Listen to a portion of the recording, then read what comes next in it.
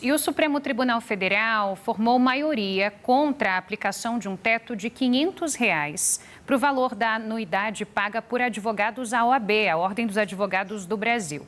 Os ministros entenderam o seguinte, que a OAB tem uma natureza jurídica diferenciada e uma finalidade institucional e que, por esse motivo, a anuidade não deve se submeter aos limites impostos para contribuição a conselhos profissionais, tipo de medicina e de engenharia. Isso, Ari. E para a gente entender os impactos dessa decisão, nós vamos conversar ao vivo aqui no News Manhã com a Carolina Cirilo, que é advogada e professora de Direito Constitucional da UFRJ, a Universidade Federal do Rio de Janeiro. Bom dia, Carolina. Bom dia, Ariane. Bom dia, Lúcio. Bom dia aos espectadores da SBT News. Doutora, como a senhora vê essa decisão? Ela é justa? A senhora acha que a OAB tem que ter um tratamento diferenciado? Bom, essa questão é uma questão que não é uma grande novidade no Supremo Tribunal Federal, e explico por quê. Quando veio o Estatuto da OAB, que é a Lei 8906 de 94, portanto, o Estatuto da OAB, que a gente chama, na verdade, ela é uma lei aprovada pelo Congresso. Essa lei ela veio regulamentar o artigo 133 da Constituição, que diz o seguinte: o advogado é indispensável à administração da justiça, certo? A OAB, como a casa do advogado, como a instituição dos advogados, ela ganhou nessa lei 8906 de 94 algumas atribuições que vão para além de um conselho fiscalizador das atividades profissionais.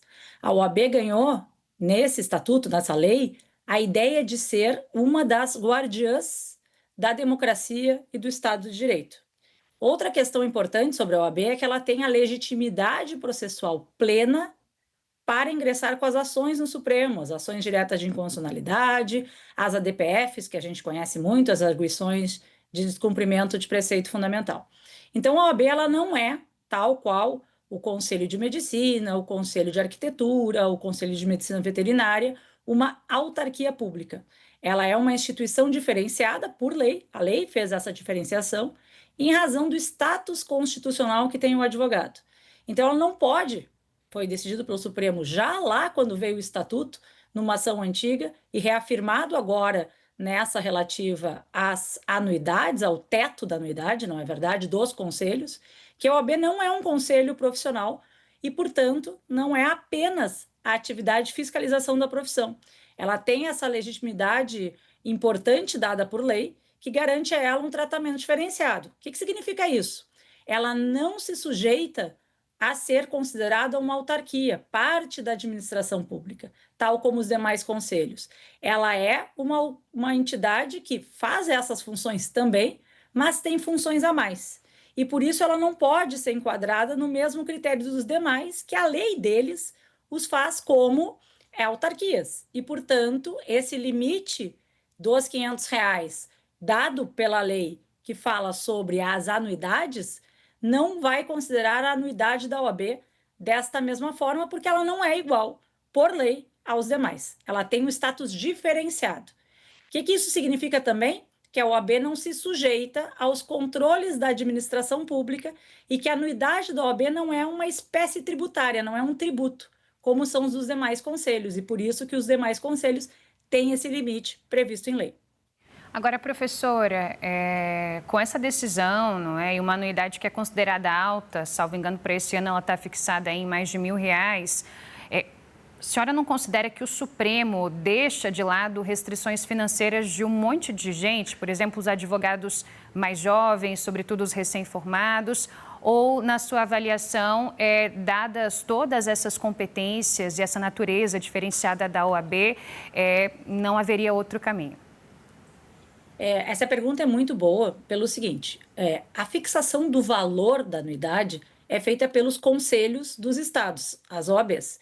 Gira em torno de R$ 1.000, mas alguns conselhos concedem, a maioria deles, alguns descontos para o advogado recém-formado. Por exemplo, a OAB do Rio Grande do Sul, o advogado recém-formado não paga mais do que R$ 600 de anuidade, certo?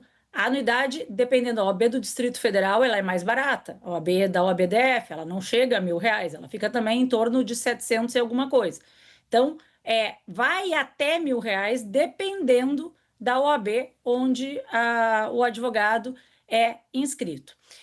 Se a anuidade ela é uma anuidade cara, com certeza ela é, mas a OAB é um sistema inteiro de proteção do advogado e da advogada. Por exemplo, a OAB, diferente dos outros conselhos, ela tem uma caixa de assistência da advocacia, que é uma série de proteções que seriam proteções sociais do advogado, como convênios de saúde, como convênio odontológico, como médico à disposição, como questão de saúde mental.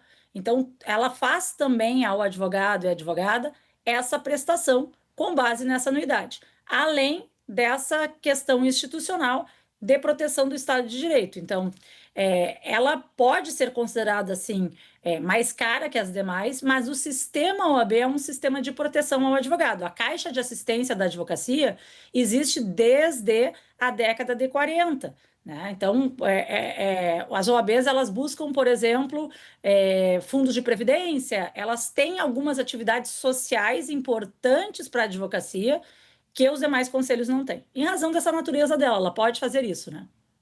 Doutora Carolina, como é que fica a situação agora dos advogados que tinham entrado na justiça para pagar a anuidade de R$ 500 agora? Eles vão conseguir manter?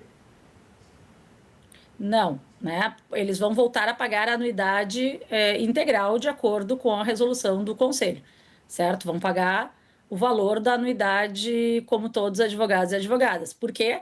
Porque a decisão do Supremo Tribunal Federal foi feita numa ação que tem aqueles chamados efeitos erga omnes, né? Para todos. Então, vão se aplicar, inclusive, aos processos que já estavam terminados. A partir de então, o advogado e a advogada volta a pagar a anuidade. Agora, fica a discussão se, bom, paguei no ano de 2023, 2024, R$ 500 por força da decisão judicial. Vou ter que complementar? Bom, daí a gente vai ter que ver caso a caso, mas é certo que a partir da decisão de agora, volta a valer para, inclusive, esses advogados e advogadas que ganharam na justiça, o valor da anuidade de acordo com os critérios da OAB e não com essa lei dos demais conselhos. Muito bem. Doutora Carolina Cirilo, advogada, professora de Direito Constitucional da UFRJ, atendendo o nosso convite nesta manhã de terça-feira.